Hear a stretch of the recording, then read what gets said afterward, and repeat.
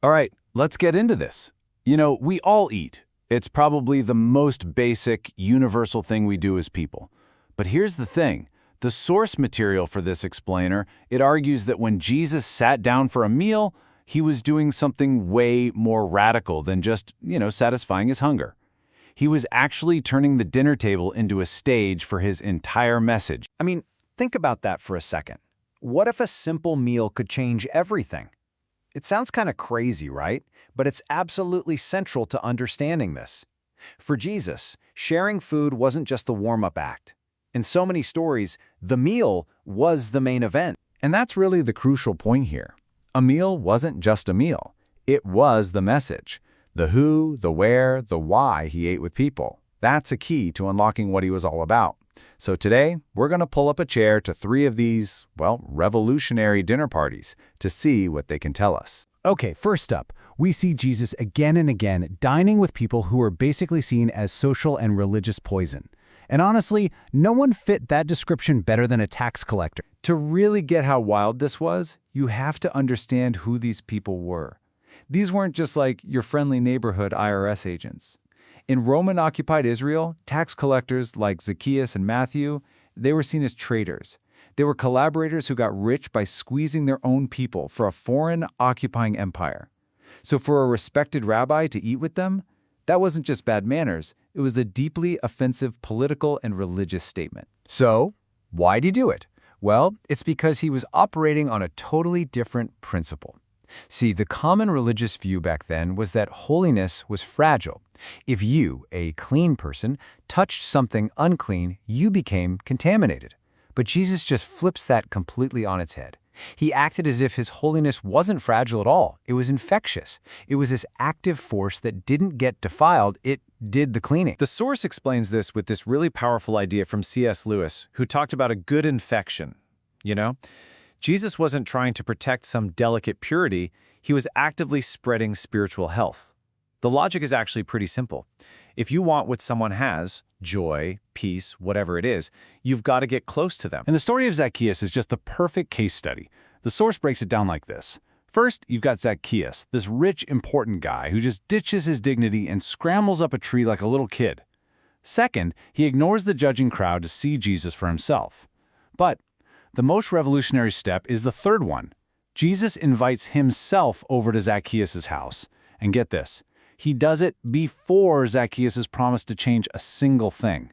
It's only after he gets this radical, shocking acceptance that Zacchaeus is filled with joy and promises to make everything right. So you see the point. Grace isn't the reward for changing, it's the engine of change. Now let's move to our next meal, because this pattern builds. I mean, it's one thing to welcome a social outcast, right? But what about a close friend?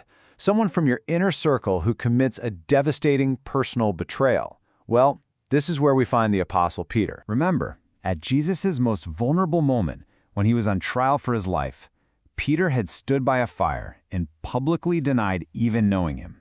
And not just once, he did it 3 times, a total crushing failure of loyalty. And it's that number, 3, that becomes key to his restoration. Because later, after his resurrection, Jesus finds Peter by another fire, this time cooking him breakfast, and he asks him a question 3 times. You see the symmetry? It's so deliberate, so powerful. This isn't just a casual chat. It's a careful act of spiritual surgery designed to undo those 3 denials, one by one. And just notice how specific Jesus gets. He doesn't just ask, "Do you love me?" The first time he asks, "Do you love me more than these?" He is directly, and I'm sure painfully, quoting Peter's own arrogant boast right back at him. He's making Peter face the reality of his failure, not to shame him, but to heal him at the absolute deepest level of his pride. And the result is just unbelievable. Every time a broken Peter manages to say yes, Jesus recommissions him, puts him back into a position of leadership. The source puts it like this.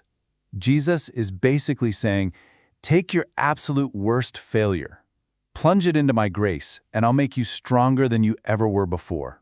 In this new economy, your biggest mess up, when it's met with grace, doesn't disqualify you.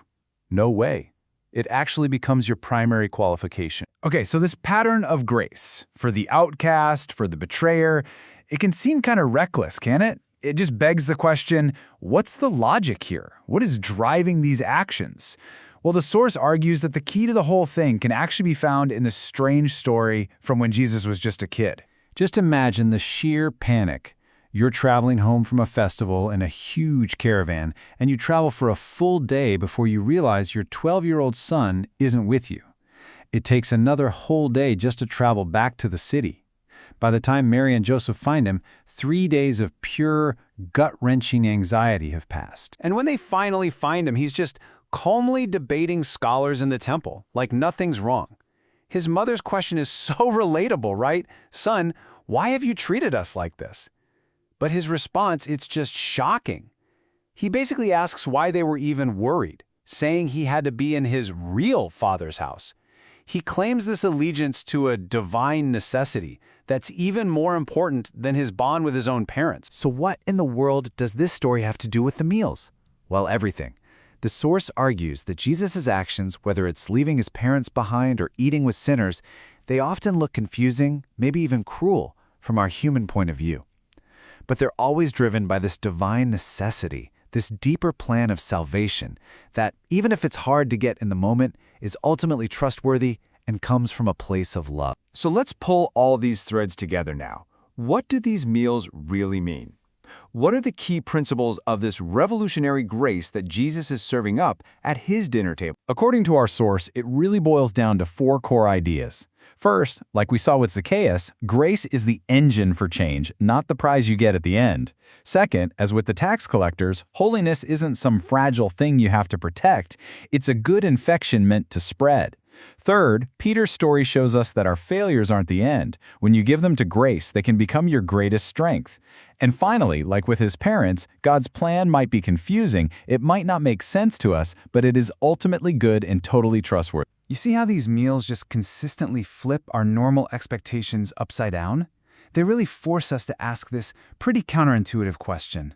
What if our weakness, our failure, our so-called uncleanliness, what if that isn't the thing blocking us from God, but is actually the very thing that qualifies us for His grace? And this brings us to the final, really stunning point from the source material. The renewal that Jesus brings, it isn't a program for strong people to get stronger. It's a rescue mission for the weak. He didn't just win in spite of weakness and death. In some profound mystery, He used weakness and death as the very tools to save the world. And that is a meal worth thinking about.